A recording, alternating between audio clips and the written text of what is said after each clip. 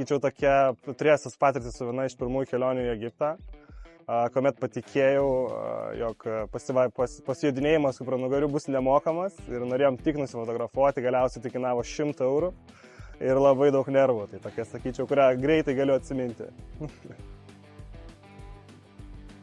Visur, kur važiuoju, sakau, kad noriu apsigyventi ten ir prisipažinsiu, per pirmas keliones, pirmus skrydžius plodavau nusileidus lėktuvui.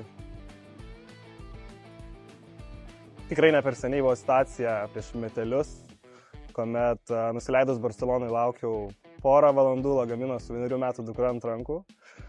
Galiausiai tą lagaminą suradus, dar po papildomos valandos išvažiavom į viešbutį, tačiau tai buvo jau vidurnaktis, labai rimto ilgo laukimo, tai ir nervų ir streso buvo daug.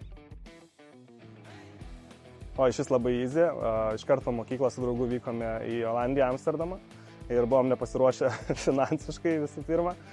Išleidom visą, ką turėjom pirmą naktį ir likusias dienas bandėm išgyventi tiesiog iš viešbučio per pusryčius nukniauktų bandelių ir džemų.